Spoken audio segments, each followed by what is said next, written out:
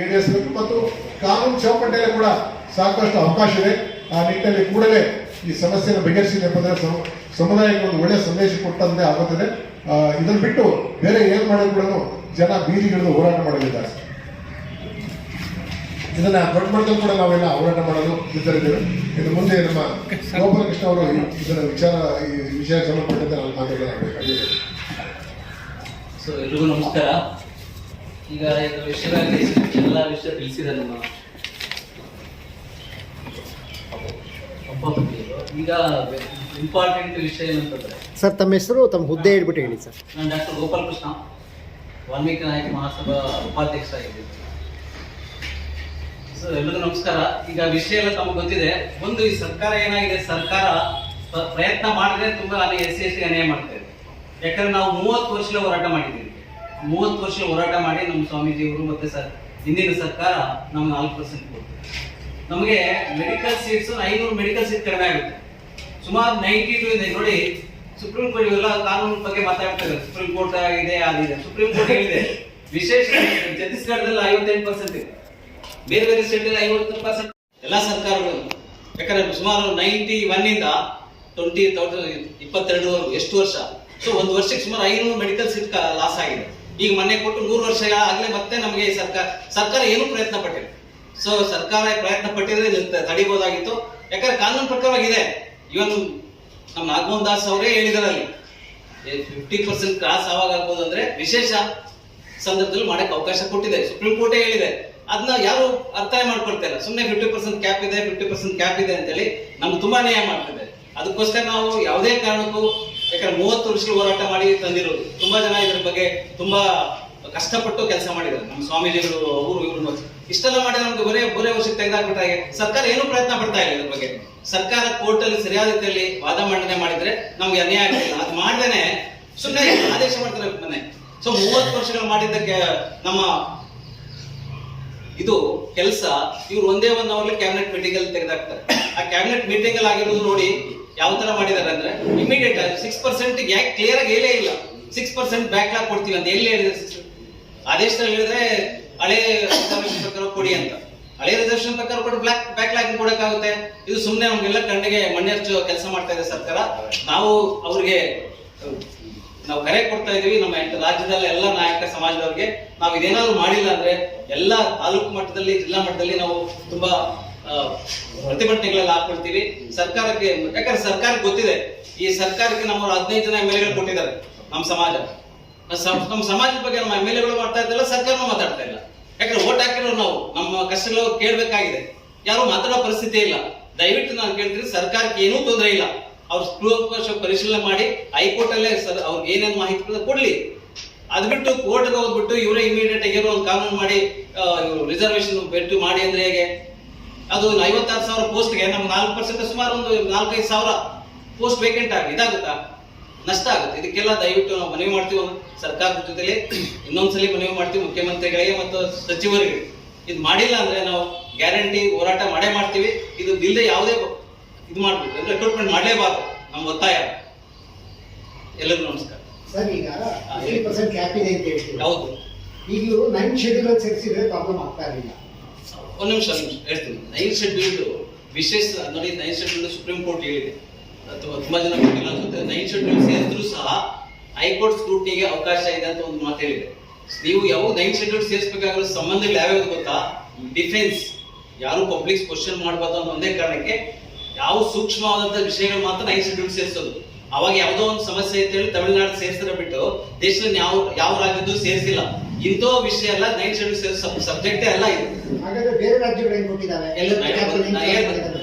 ಒಂದು ನಿಮಿಷ. ಯಾವ ರಾಜ್ಯದಲ್ಲೂ ಕೊಟ್ಟಿಲ್ಲ. ಒಂದೇ ಒಂದು ರಾಜ್ಯ ತಮಿಳುನಾಡು. ಅದು ಪೊಲಿಟಿಕಲ್ ಪ್ರೆಷರ್ ಇಂದ ಅದಕ್ಕೆ ಸೇರಿಸಿದ್ದಾರೆ. 9 ಶೆಡ್ಯೂಲ್ ಸೇರಿಸಬೇಕಾಗಿರೋದು ಇದಕ್ಕೆ ಮಾತ್ರ. ಯಾವುದೋ ಡಿಫೆನ್ಸ್ ಇರಬಹುದು. ಮತ್ತೆ ಕೆಲವೆಲ್ಲ ಯಾವ ನಾವು ಬದಲಿ ಕೊಡಬಾರ್ದು. ಅಲ್ಲ 9 ಶೆಡ್ಯೂಲ್ಗೆ ಇದು ಆಗದೇ ಇರೋ ಕೆಲಸ. 9 ಶೆಡ್ಯೂಲ್ಗೆ ಯಾಕೆ ಗೊತ್ತಾ? 9 ಶೆಡ್ಯೂಲ್ ಅಲ್ಲ, ಒಂದ್ ನಿಮಿಷ ಸರ್. ಯಾಕೆ 9 ಶೆಡ್ಯೂಲ್ ಆದ್ರೆ ಇದು ದೇಶದಲ್ಲೆಲ್ಲ ಇದೆ. 9 ಶೆಡ್ಯೂಲ್ ನಾವು ಸೇರಿಸೋದಾದ್ರೆ ಸರ್ಕಾರ ಮಾಡ್ಬೇಕಾಗಿತ್ತು. ಸರ್ಕಾರ ಮಾಡ್ಕೋತಾ ಇರಲಿಲ್ಲ. ಯಾವುದೂ ಸಹ ಸರಿಯಾಗಿ ನೆಟ್ಟಿಂಗ್ ಮಾಡ್ತಾ ಇಲ್ಲ. 9 ಶೆಡ್ಯೂಲ್ ಸೇರಿಸೋದು ದೊಡ್ಡ ಪ್ರೋಸೆಸ್. ಇದು ಇನ್ನೂ ಒಂದು 3 ವರ್ಷ ಆಗ್ಬೋದು. ಅಲ್ಲಿ ಮತ್ತೆ ಪಾಸ್ ಆಗ್ಬೇಕು, ಬಿಲ್ ಪಾಸ್ ಆಗ್ಬೇಕು. ಅದಷ್ಟೊಂದು ಸುಲಭವಾದ ಕೆಲಸ ಮತ್ತು ಬೇರೆ ಪ್ರಯತ್ನ ಮಾಡಿದೆ ಸರ್ಕಾರ ನೈನ್ ಶೆಡ್ಯೂಲ್ ಸೇರಿಸೋದಕ್ಕೆ. ಈಗ ನಮ್ಮ ಎಂಪಿಗಳಿರ್ಬೋದು ಯಾರೇನು ಮಾಡಿದಾರಾ? ಇದುವರೆಗೂ ಯಾರು ಮಾತಾಡಿದ್ರು? 28 ಜನ ಎಂಪಿಗಳು ಗೆದ್ದಿದ್ದಾರೆ ಕರ್ನಾಟಕದಿಂದ. ಸ್ಟೇಟ್ ಗೌರ್ಮೆಂಟ್ ರೆಕಮೆಂಡ್ ಮಾಡಿದ್ದಾರೆ, ರೆಕಮೆಂಡ್ ಆಗಿದೆ. ಸಿ ಏನಾಗಿದೆ ಒಂದು ತಿಳ್ಕೊಳ್ಳಿ ಸುಮ್ಮನೆ, ನಮ್ಮನ್ನ ಯಾವಾಗಲೂ ಓಟು ಹಾಕೋದಕ್ಕೆ ಮಾತ್ರ ಇಟ್ಕೊಂಡಿದ್ದಾರೆ SC/ST ದೇಶದಲ್ಲಿ, ಈ ರಾಜ್ಯದಲ್ಲಿ. ಅವ್ರ ಸಮಸ್ಯೆ ಬಂದಾಗ ಸುಮ್ಮನೆ ಹೇಳ್ತಾರೆ, ಬಟ್ ಅಲ್ಲಿ ಹೋದಾಗ ಯಾರು ಮಾಡಕ್ ತಯಾರಿಲ್ಲ.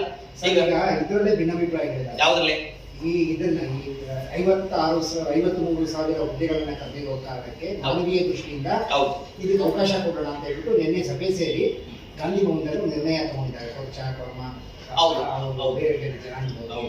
ಇವಾಗ ನಿಮ್ಮ ಎಲ್ಲೋ ಒಂಚೂರು ಕಡಿಮೆ ಆಗುತ್ತೆ ಅಂತ 56,000, 50,000, 53,000, 56,000 ಹುದ್ದೆಗಳ ಕಡಿತವಾಯಿತು ಅಂದ್ರೆ ನಿಮ್ಮ ಜನಾಂಗದ್ದು ಹೋಗುತ್ತೆ, ಒಬ್ಬನು ಕೆಲಸ ಸಿಗದೆ ಆಗುತ್ತೆ. ಅದ್ರ ಬಗ್ಗೆ ಬ್ಯಾಕ್ ಲಾಕ್ ಅಲ್ಲಿ ಇಟ್ಕೊಂಡು ನೆಕ್ಸ್ಟ್ ಡಿಸೈಡ್ ಆದ್ರೆ ತಗೋಬಹುದಲ್ಲ, ಹಂಚ್ಕೊಂಡು ಬ್ಯಾಕ್ ಲಾಗ್ ಇಡ್ತಾ ಇಲ್ಲ ಅವರು. ಸುಮ್ಮನೆ ನಮಗ್ ಇಲ್ಲ ನೀವು ಬೇಕಾದ್ರೆ ಆದೇಶ ನೋಡಿ, ಆದೇಶ ಕ್ಲಿಯರ್ ನೀವು ಆದೇಶದಲ್ಲಿ ಏನ್ ಹೇಳಿದ್ದಾರೆ, ಬ್ಯಾಕ್ ಲಾಗ್ ಹೆಂಗ್ ಇಡುತ್ತೆ, ಹಳೆ ರಿಸರ್ವೇಶನ್ ಪ್ರಕಾರ ಮಾಡ್ಬಿಡಿ ಅಂತ ಹೇಳಿದ್ರೆ ಬ್ಯಾಕ್ ಲಾಗ್ ಹೆಂಗ್ ಬರುತ್ತೆ? ಹೊಸ ರಿಸರ್ವೇಶನ್ ಪ್ರಕಾರ ಮಾಡಿ ಅದಕ್ಕೆ ನಾವು ಒಪ್ಬೋದು. ಅದೇ ಡಿಮ್ಯಾಂಡ್ ಇಡಿ. ಮತ್ತೆ ಅದ್ ಬಿಟ್ಟು ಹಳೆ ರಿಸರ್ವೇಶನ್ ಬರೋದೇ ಇಲ್ಲ. 53,000 56,000 ಹುಡುಗರು ಎಲ್ಲ ಜನಾಂಗದವರು ಇದ್ದಾರೆ. ಅಲ್ಲ ಕೊಡ್ಲಿ, ನಮ್ಗೆ ಅನ್ಯಾಯ ಆಗುತ್ತೆ. ಮತ್ತೆ ನಮ್ಗೆ ಈಗ 30 ವರ್ಷದಿಂದ ನಾವು ಸರಿಯಾದ ಮೇಲೆ ತಗೊಳ್ಳಿ ಬ್ಯಾಲೆನ್ಸ್ ಅನ್ನ. ಇಲ್ಲ ಒಂದ್ ನಿಮಿಷ ಸರಿಯಾದ ರೀತಿ ನೋಡಿ. ಒಂದ್ ಸರ್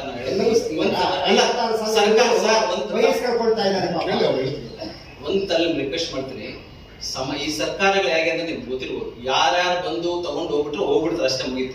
ಈಗ 30 ವರ್ಷಗಳಾಗಿರ್ತಕ್ಕಂಥ ಲಾಸ್ ನಮ್ಗೆ ಯಾರು ಕೊಡಕ್ ಸಾಧ್ಯ ಇಲ್ಲ. ಈಗ ಒಂದ್ಸಲ 53,000 ಪೋಸ್ಟ್ ಅಪಾಯಿಂಟ್ ಆದ್ರೆ ಇವಾಗ ನಿಮ್ ಜನಾಂಗದವರು ಸಿಕ್ಕೋದಲ್ಲ ಸರ್. 3% ನಮ್ಗೆ 7% 4,000 ಜನ ಸಿಗ್ತಾ ಇರೋದಕ್ಕೆ 7% ಇರೋದು ಸರ್, ಬರೀ 3% ನಮ್ಮಲ್ಲಿ ಹೈಯೆಸ್ಟ್ ರೇಟ್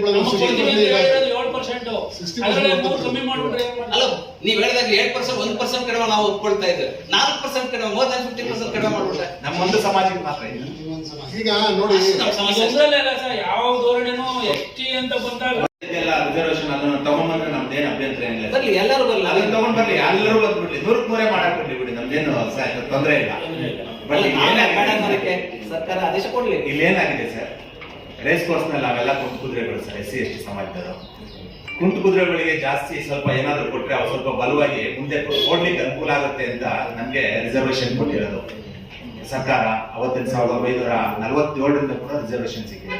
1994ರಲ್ಲಿ 3% ಇದ್ದಿದ್ದು 7% ಕೊಟ್ಟರು ಸರ್. ಅದನ್ನ ಇಂಪ್ಲಿಮೆಂಟ್ ಮಾಡ್ಲಿಕ್ಕೆ 2008 ರಾಜಕೀಯವಾಗಿ ತಗೊಂಡ್ಬಂದ್ರೆ ಸರ್. ಅಲ್ಲಿವರೆಗೂ 15 ಜನ MLA ಇರೋರು. ಆ MLA 2008 ನಂತರ ಬಂದ್ರು. ಈಗ ರಾಜಕೀಯದಲ್ಲಿ ನಮಗೆ ಸಿಕ್ಬಿಟ್ಟಿದೆ. ರಾಜಕೀಯದಲ್ಲಿ ನಮ್ಗೆ ಏನಿಲ್ಲ, ಶೈಕ್ಷಣಿಕವಾಗಿ ಮತ್ತೆ ಆರ್ಥಿಕವಾಗಿ ನಾವು ಅಷ್ಟೇ ಕೇಳ್ತಾ ಇರೋದು. ಈಗ ಇರತಕ್ಕಂಥ 53,000 ಹುದ್ದೆಗಳಲ್ಲಿ 4,000 ಹುದ್ದೆ ನಮಗೆ ಸಿಗುತ್ತೆ, 4% ತರ. ಅದ್ರಲ್ಲಿ 2,000 ಹುದ್ದೆಗಳನ್ನ ಅಲ್ಲೇ ಹೋಗ್ಬಿಟ್ರೆ 1,000 ಜನ ಸರ್. ಏನೋ ಈಗ ಆ ಕುಂಟು ಕುದುರೆಗಳು ಮೇಲೆ ಬರ್ತವೆ ಅಂತ ನಾವು ಒಂದು ಆಶಾ ಭಾವನೆ ನಟ್ಟಿದ್ರೆ ಅದನ್ನ ಇನ್ನ 2 ಕಾಲು ಹೋಗಿದ್ರೆ ಇನ್ನ 2 ಕಾಲು ಹೋಗಿ ತೆಗಿತಾ ಇದ್ದಾರೆ ಸರ್ ಸರ್ಕಾರ. ಈ ಸರ್ಕಾರ ಬಂದ್ಬಿಟ್ಟು ನೀವು 9th ಶೆಡ್ಯೂಲ್ ಹೇಳಿದ್ರಿ, ಅದನ್ನ ಬಸವರಾಜ ಬೊಮ್ಮಾಯಿ ಅವರು ಇರ್ಬೇಕಾದ್ರೆ ನವೆಂಬರ್ 2022ರಲ್ಲಿ ಸಚಿವ ಸಂಪುಟದಲ್ಲಿ ಅನುಮೋದನೆ ಮಾಡಿ ಏನೇನು ಕಳಿಸ್ಬೇಕೆಲ್ಲ ಕಳಿಸಿದ್ದಾರೆ ಸರ್. ಅದರ 9th ಶೆಡ್ಯೂಲ್ ಏನು ಪೆಂಡಿಂಗ್ ಇಲ್ಲ. ಮಾಡ್ಬೇಕಾಗಿರೋದು ಇವ್ರ ಕರ್ತವ್ಯ. ಈ ಸರ್ಕಾರಕ್ಕೂ ಜವಾಬ್ದಾರಿ ಇದೆಯಲ್ಲ, ಒಂದೇ ಸರ್ಕಾರದ್ದಲ್ಲ. ಆದ್ರೆ ಈ ಸರ್ಕಾರ ಬಂದ ಮೇಲೆ ನಮ್ಮ SC/STಗಳನ್ನ ಆದಷ್ಟು ಮ್ಯಾಕ್ಸಿಮಮ್ ಎಲ್ಲೆಲ್ಲಿ ತುಳಿಬೇಕು ಅಷ್ಟು ತುಳಿಯುವಂತ ಕೆಲಸ ಮಾಡ್ತಿದ್ದೇವೆ ಸರ್. ಅದಕ್ಕೆ ನಾವು ಇವತ್ತು ಸಾಯಂಕಾಲ ನಮ್ಮ ಎಲ್ಲಾ ಶಾಸಕರನ್ನ ಒಂದ್ ಕಡೆ ಸೇರಿಸಿ, ನಮ್ಮ ಸಮಾಜದ ಸಚಿವರನ್ನು ಕೂಡ ಒಂದ್ ಕಡೆ ಸೇರಿಸಿ, ಅವ್ರ ಮೂಲಕ ನಾವು ವಿಧಾನಸೌಧದಲ್ಲಿ ಶಾಸಕಾಂಗ ಸಭೆಯಲ್ಲಿ ಒತ್ತಡ ಮಾಡಲಿಕ್ಕೆ ಪ್ರಯತ್ನ ಮಾಡ್ತಾ ಇದ್ವಿ. ಅಲ್ಲೂ ಆಗ್ಲಿಲ್ಲ ಅಂದ್ರೆ ಇದ್ದೇ ಇದೆ, ನಾಯಕರ ಹೋರಾಟ ಗೊತ್ತೇ ಇದೆ. ನಾಯಕರ ಹೋರಾಟ ಈ ಮುಂದಿನ ವಾರ ಅಥವಾ ನೆಕ್ಸ್ಟ್ ವಾರದೊಳಗಡೆ ವಿಧಾನಸೌಧ ಮುಖ್ಯ ಕಾರ್ಯಕ್ರಮ ಕೊಡಲಿಕ್ಕೆ ಇದೊಂದು ಪೂರ್ವಭಾವಿ ಸರ್. ಥ್ಯಾಂಕ್ ಯು, ಧನ್ಯವಾದ. ಒಪ್ಕೊಳ್ತೀನಿ.